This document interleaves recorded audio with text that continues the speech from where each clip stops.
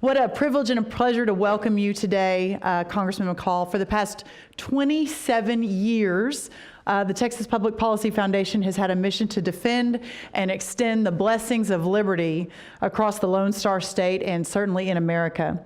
During that time, we've learned a great deal about who exactly are our friends in this work.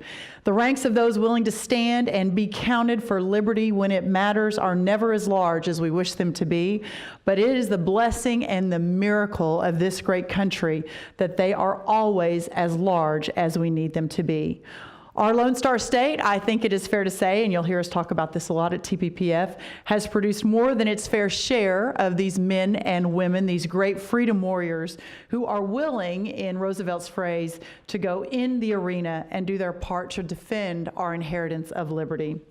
And we should extend special appreciation and recognition to those who do it in the most challenging and unfriendly of arenas, Washington, D.C. Congressman McCaul and his beautiful wife, Linda, a great friend of mine, are two of those extraordinary champions, defenders of Texas values who unapologetically advance that cause in our nation's capital. From service with our military to service in Congress, they have both shown where the first principles lie, squarely on the side of freedom, and we are so honored to have you here today, Congressman. Thank you.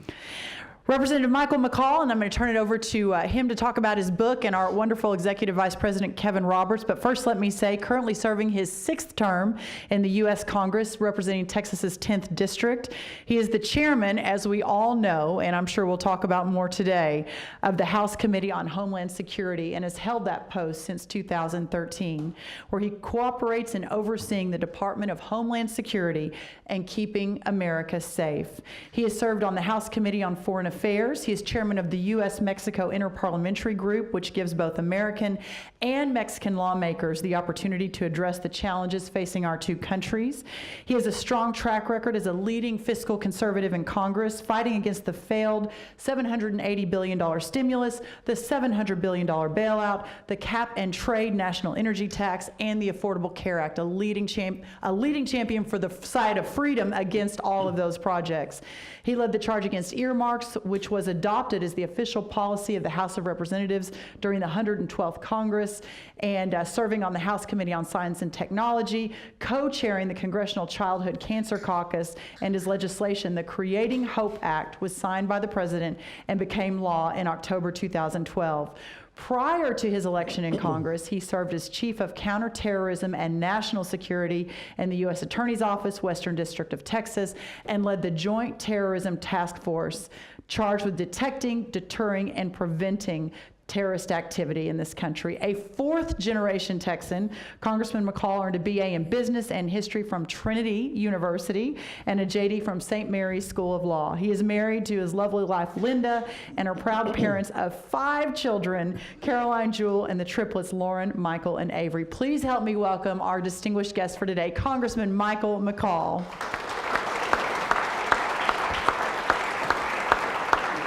Thank you all. And our great Executive Vice President, Kevin Roberts, will kick us off. Thank you, Kevin. Thanks, Brooke. And once again, welcome, Congressman. We appreciate your time being here. Thank you. And I will say, maybe to help with the book signing part of this, I really enjoyed reading the book and did really read the book. And so as I was joking with Chairman McCaul a little while ago, some really tough questions for him today. So we'll see how he does. All kidding aside, I'm really struck by the structure of the book, which I think is creative. What you do is take different scenarios that are plausible and based on fact, based on experiences we've had, and tease out through these hypothetical scenarios what we need to be worried about in terms of all of the possibilities of terrorism and attacks on America. And so with that in mind, I was curious about not only why you wrote the book, which I think everyone would be interested in hearing, but also why you took that particular approach in addressing the issues that way. Well, I think we took the approach to get the interest of the reader. The fictional piece, I think, grabs the attention of the reader in a creative way. But then, the fact-based portion is more the educational piece to the book, which is more textbook. Initially, we thought about writing more of a textbook, Terrorism 101. Didn't think that would get a lot of attention. So the creative fictional part gets the attention, and then could it really happen? That's where we, I think, teach the reader what has already happened in the past, what could happen in the future, and then most importantly, from a policy standpoint, what can we do to prevent these attacks in the future, to be productive. Why did I write the book? For several reasons. I mean, I live in a different world. I get the briefings every week from the FBI, from Homeland, from the intelligence community. I get briefed on things most people don't know about. I wanted to put the average American, to the extent I could, in a non-classified space into my world to educate the American people. And I think I did it for another reason, and that is I think too often I've seen this administration really downplay the threat. So I would see the president talk about the threat on one hand and get the briefings from line level analysts on the other hand, and a very different narrative or story. And it was a false narrative is what I would call it, coming out of the Obama administration, whether it was the Fort Hood being the workplace violence. When ISIS, we first got briefed on ISIS maybe 4 or 5 years ago. I saw that in its inception. AQI became ISIS. He immediately calls it the JV team. We know that's not true today. There's been this constant attempt to downgrade the threat. And the book is not all about Islamist-based terror, although it's dedicated quite a bit to that. We also go into cybersecurity issues. We also talk about Mr. Putin and Russia and Russian aggressiveness and Mr. Putin's aggression. This is all encapsulated in the basic premise that I talked about at the convention when I gave a primetime speech, and that was, we had the war that my dad fought in World War II. He's part of the D-Day air campaign to defeat fascism and Nazism. Then we had our struggle against communism, and I think today we have a new generational struggle, against Islamist extremism, or radical Islam. And I think it's important that we define that and call it what it is to defeat it. And that's something that I've been talking about for many years. The administration doesn't like to call it what it is. They like to shy away from that. I have my own sort of rationale for that. I think the campaign narrative that he ran was to end the war in Iraq and Afghanistan. He ended the war abruptly in Iraq, didn't have a status of forces agreement. Mrs. Clinton didn't engage with the Prime Minister, Maliki, in Iraq. Iraq imploded, and out of the ashes, Al-Qaeda in Iraq morphed into ISIS, which we now know is one of the biggest threats that we have. Shutting down Guantanamo, 15 prisoners just released yesterday. A one-way ticket back to the battlefield against the United States. These are the kind of threats that I see, that I get briefed on, that in a book that's both fictional and fact-based, to try to educate the American people as to what the real threats are and what we need to do to stop it. Yeah, thanks for that. So speaking of the book overall, I'm curious about the title, Failures of Imagination. And tell us what inspired that title.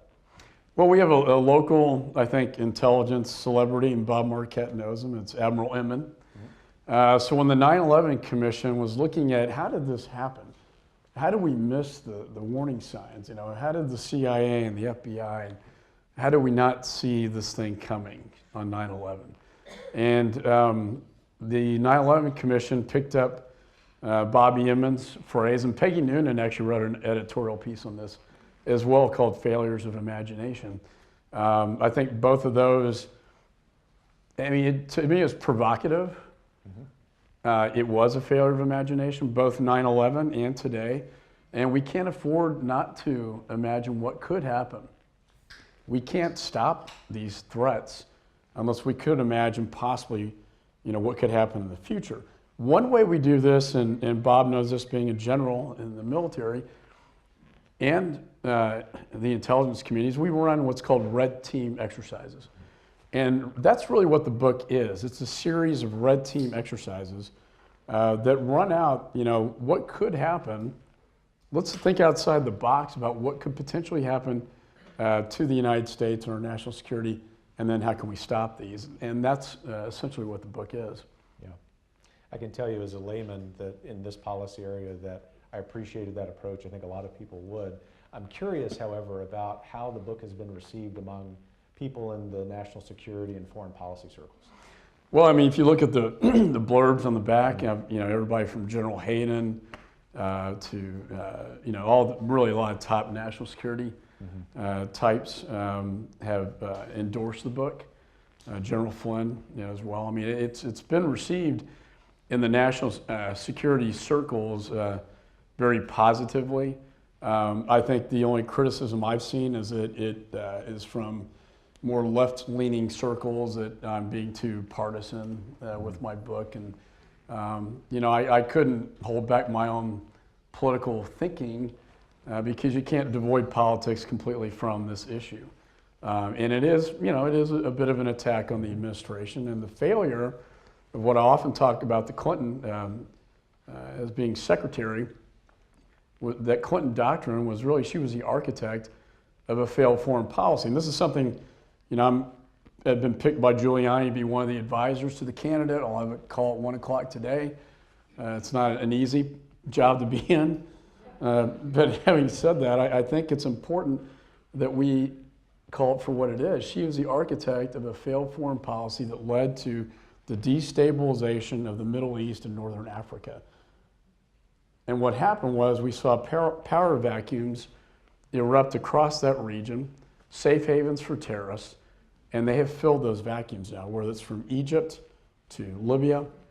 I just recently came back with Senator Cornyn from Northern Africa and the Middle East, and to obviously in Iraq and Syria is the biggest power vacuum where we see the caliphate today.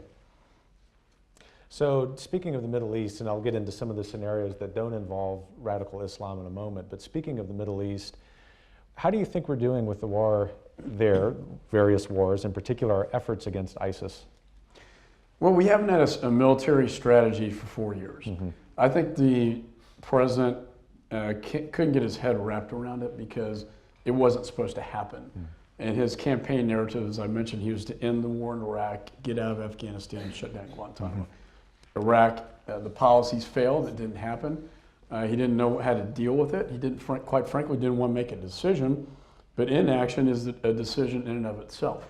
And I think that is what happened. So for 4 years, we sort of dithered and didn't do much in terms of a military strategy. Now, I think you're seeing a military strategy. Is it a true U.S. coalition-led forces? I would say it's pretty much us in there, and now the Russians, which is a little scary prospect as well, and not a true coalition-led effort. But we are making limited progress, but as long as they can hold Raqqa and Mosul, which they have still been able to do, they still have a stronghold. It's important to listen to the CIA director, his words on this, and he's within the administration. He says their capabilities have not diminished, and their external operations have greatly expanded, which means their ability to conduct external operations in Europe and the United States have not been diminished at all. In fact, have increased as a result of this. And so while we've had limited success, what we see is a bubble effect of them now moving into Libya, moving into Sinai and Egypt, where I just went recently, and all throughout Northern Africa. Yeah, it's certainly alarming. And I think about that large context and then the specific issues or scenarios that you cover in your book. And one of the things that struck me was that in that vacuum of leadership, the failure of imagination, if you will, that various groups of people who have nefarious aims toward the United States are able to work together. And I think where that hits home, and almost literally, is in one of the chapters in which you talk about a dirty bomb attack on the Port of Houston. And I thought that this audience, being here in Texas' capital city, might enjoy hearing you outline that particular scenario. There are a lot of things that keep me up at night, but obviously, when we talked about Vice President Cheney, he always talks about the weapon of mass destruction. That would cause, right now ISIS is looking at active shooters like we saw in Paris and Brussels, suicide bombers. That type of attack is more likely, the radicalization from within on the internet. But a weapon of mass destruction getting into the United States is really the true nightmare scenario. When you look at The Beat magazine, believe it or not, ISIS has their own magazine they publish. I wouldn't recommend reading it, but if you want to, it is online. I wouldn't. I'm not pushing it. I read it all the time. And I have to. They talk about moving a Pakistani nuclear device into our hemisphere across the U.S.-Mexico border into the United States. And that's in their words. That gets my attention. And I have to take that seriously. In the book I outline, because I want to take a lot of different country threats, whether it be Russia, Iran, China on cybersecurity and others. I picked Iran for the dirty bomb scenario just because of the Iran deal and how dangerous I see the Iranian deal in terms of allowing them to move forward with their program.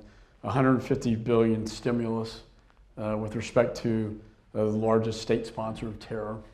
And they are quite frankly more sophisticated. Their Quds force more so than ISIS. So the idea, a dirty bomb scenario is far more easy to pull off than a nuclear device into the United States. It simply takes some radioactive material in a backpack and a stick of dynamite. So if that came across the U.S.-Mexico border, I didn't want to have all the attacks take place in New York and D.C., although those are the top two targets, but I wanted to pick, how could you shut down the energy supply for the nation? It would be a dirty bomb attack in the Houston shipping channel. That alone would shut down things for quite some time with relative ease to pull off. And I think it's nothing new. I'm not giving them ideas. I'm taking ideas that I've read that they've talked about, and I put it in this book because I think policymakers need to be aware of this. I've given this to all members of Congress. I gave this book to all the candidates running for office, for president, to educate. Yeah, very good. One of the things that struck me as well is in a number of scenarios, the secondary effect that some of these attacks would have, particularly with civil unrest. You talk about that with your Port of Houston scenario, you talk about it, the cyber attack scenario, and I think as we've lived through the summer of discontent in the United States, which has a whole bunch of factors that play into it, that it's easier for us to believe in 2016 that an attack might have, a terrorist attack from the outside, might have a result in which we're turning against each other. And I would be curious, as I'm sure a lot of people in the audience are, what your perspective is toward that based on your experience and where you're sitting right now. Well, I think it would cause tremendous civil unrest. I think the cybersecurity chapter outlines that probably the best. I mean, if you had an offensive cyber attack, so Russia and China, Iran have some of these capabilities, particularly Russia. We just found out today that they possibly have been able to breach NSA and get offensive materials that they have now, that are now being put on the black market. Frightening stuff. This stuff, more so than an active shooter scenario, has the capability to shut down, whether it be power grids. I think in the book I talk about quantum computing and flash trades on the stock exchange. Can you imagine the stock exchange crashing by a cyber attack, or the entire grid in the Northeast? We've seen power outages by other causes happen. And what happens in those scenarios? It almost takes man back to primitive times, where you have looting and rioting in the streets, and you don't have any electricity. It really could cause so much damage and civil unrest. And that's why in the book, after each of these attacks, we put you in the sort of into the White House, and you're sort of the President of the United States getting the briefing and the aftermath of the damage that's been caused by each of these destructive attacks. Yeah, good. Thanks for that response. That's helpful. You write in the book, quote, "We have a pre-9/11 mentality when it comes to facing the uniquely 21st century threat of a cyber attack."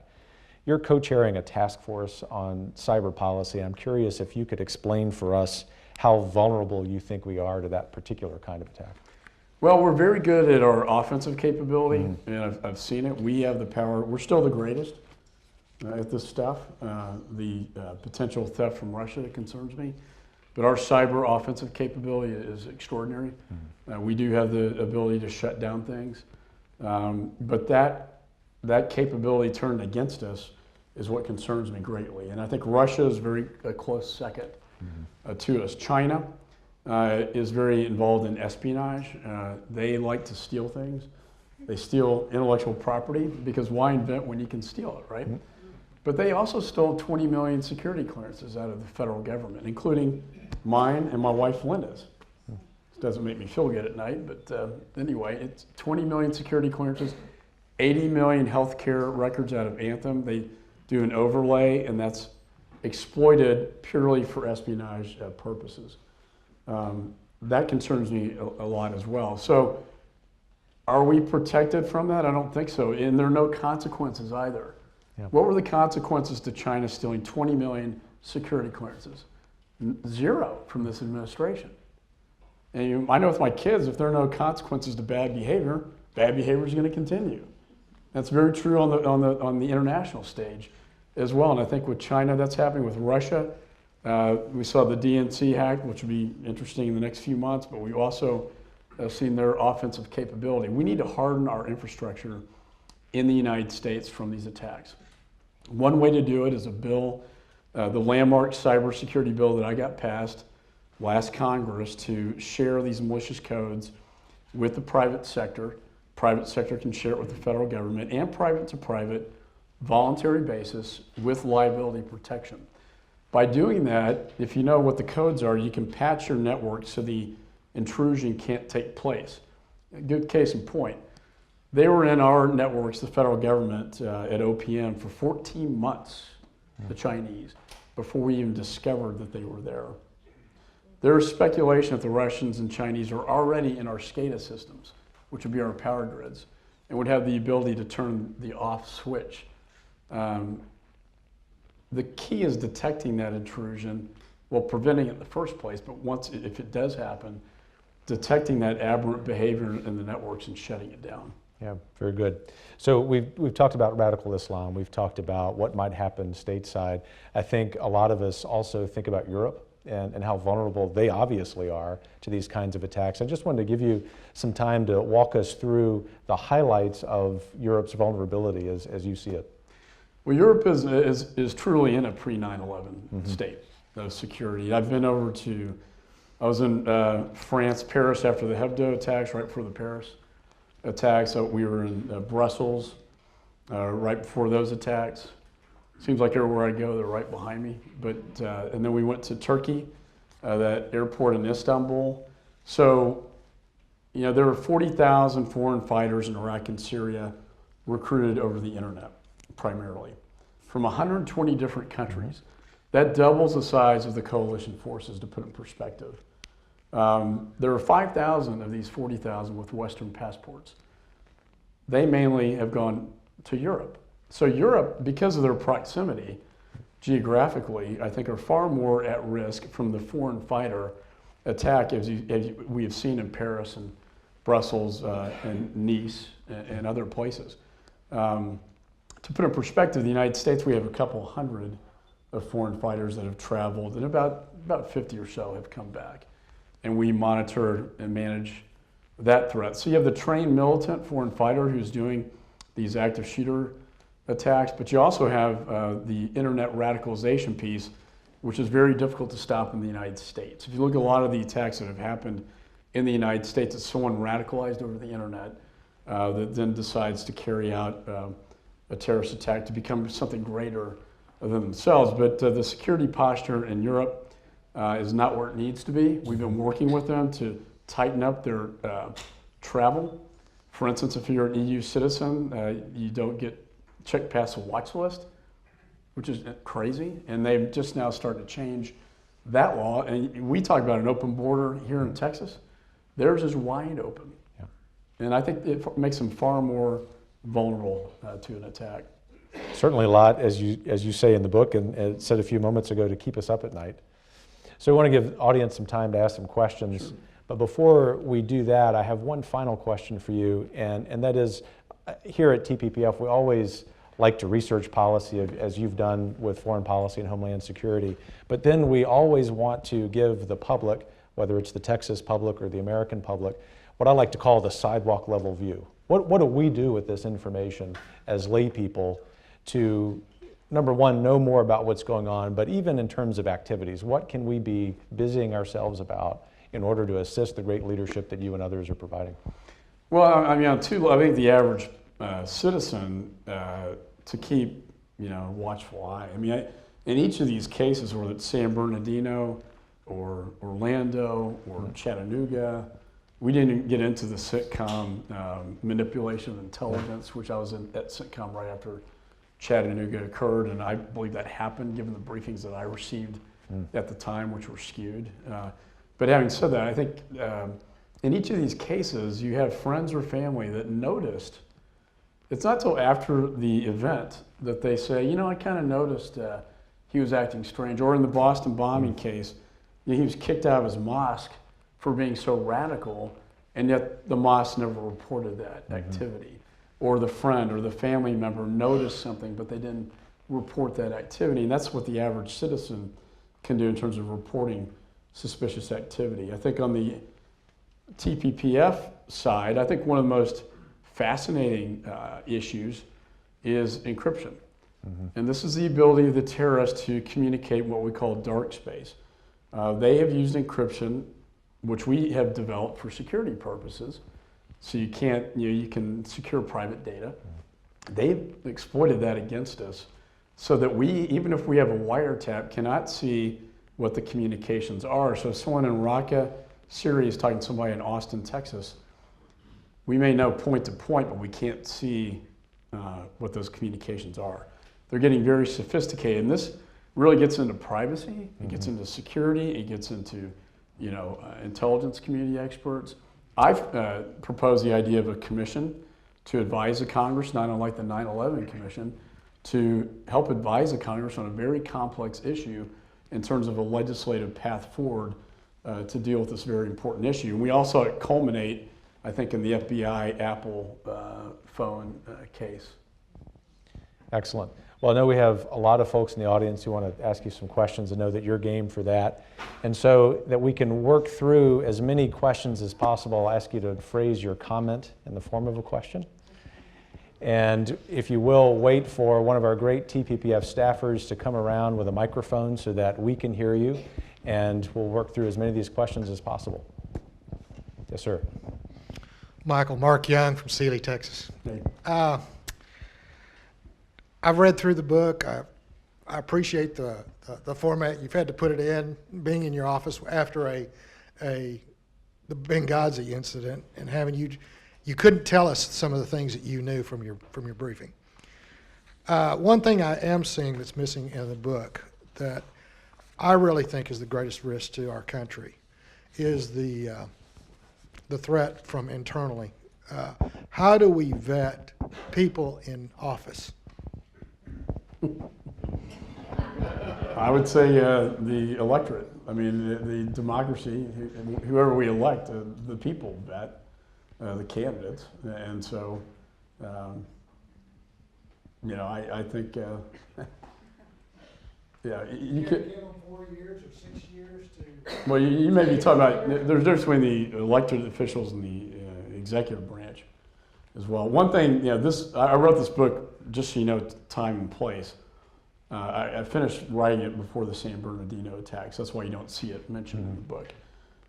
After that time, the Syrian refugee issue arose, and I authored and introduced in the House and got out of my committee the SAFE Act, which called for a higher level of vetting and screening of Syrian refugees. And the reason why I did it was, well, I believed in it, but I did it because I had testimony before my committee from both the Secretary of Homeland Security, the Director of the FBI, and the DNI, who sent me a specific letter, Director of National Intelligence, saying that he had evidence that they were attempting to exploit the refugee program to gain entrance into the United States.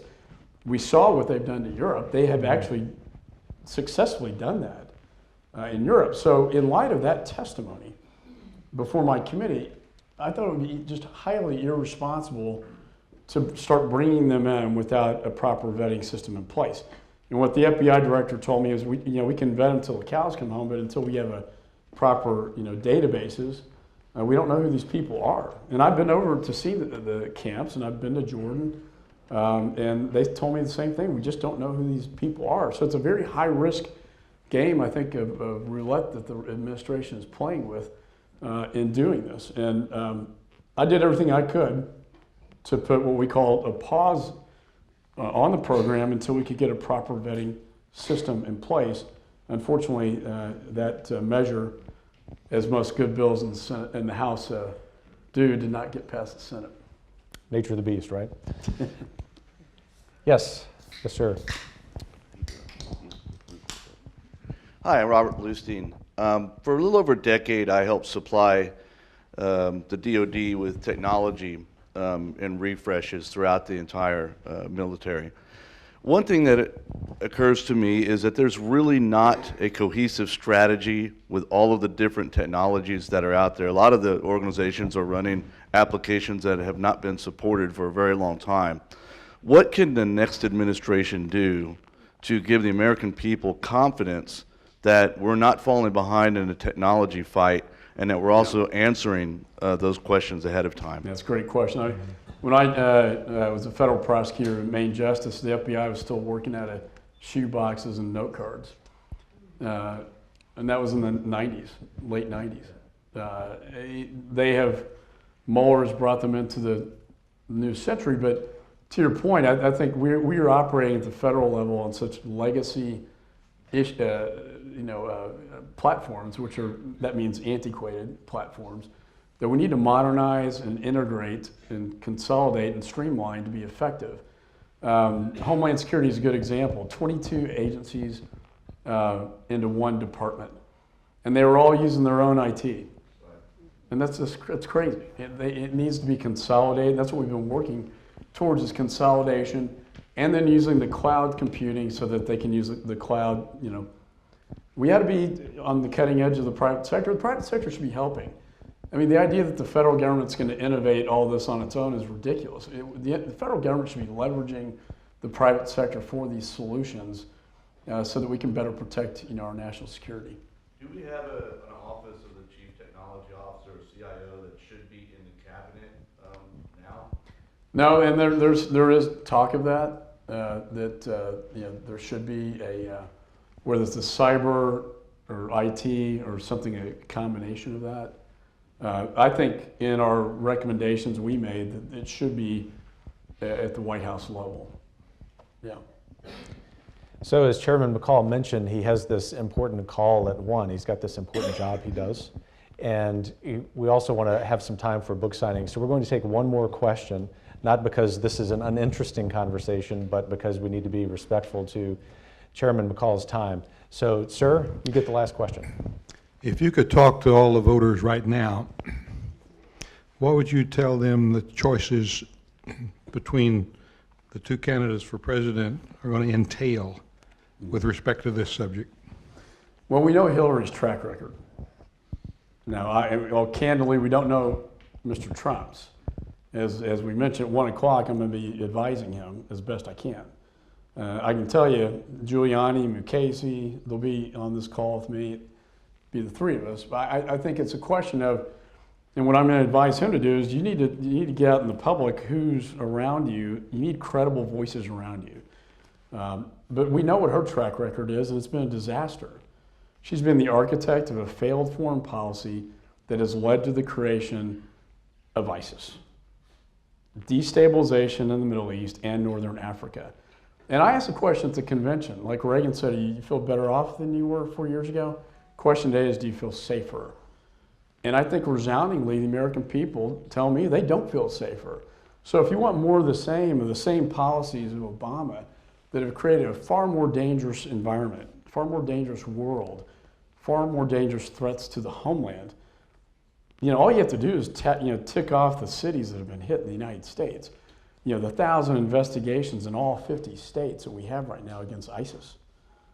The amount of terrorist attacks, not only in Europe, but in the Middle East and all over the world, has grown exponentially. We do a terror threat snapshot every month, and it's frightening because every month these numbers keep climbing and climbing. So I would argue the world is not safer. I get asked that question, are we safer today? I would say no. And so do you want the same old policy that makes, I think, us more in jeopardy and in harm's way, or do you want somebody who I think, given the right advice And I thought, and quite candidly, his foreign policy counterterrorism speech I thought was a fairly effective speech. And the media's not going to give him a break, but I thought it was carefully crafted. He talked about a lot of these issues, how he thinks that there should be not just U.S. leadership alone, but the coalition needs to step up to the plate. How NATO needs to start a counterterrorism mission. Now, these are all really, there are some really good nuggets in that speech. I would recommend all of you read it. And I don't think he wrote that speech himself. It was done through careful advice. And I think that's going to be the point, is who is advising him. And again, we know what Hillary's capable of doing. And God knows what's going to come out of, which he's already done. I still think the emails, something could pop up. What she did, these special access programs, and I have to comment on this because it infuriates me, those of us who've had classified clearances. To take, when I go in a foreign country and I take my phone, they say don't bring that phone into this country because they can swipe all your data. And she had 7 special access programs on her device. Special access programs are the highest level of classification, the most sensitive programs at the federal level. And she disregarded that because she's so arrogant and took them into these countries, that although the FBI director said he couldn't prove it, he couldn't disprove the fact that they have this information now. Well, I tell you, and I know the election is interesting to all of us. Here at TPPF, we take a little bit longer view, sort of a historical view, which I know you share. And there's a part of your book that I'll just close our conversation with. You say, by embracing a foreign policy that doesn't apologize for America's presence in the world, but instead celebrates our values of freedom, liberty, and dignity for all, we can help stop the seeds of terror from being sown in others' hearts and minds. And I just, on behalf of the Texas Public Policy Foundation, want to thank you for writing that, because that's why we exist and why we're very grateful for your presence here. Thanks again, Chairman, for being with us. You bet.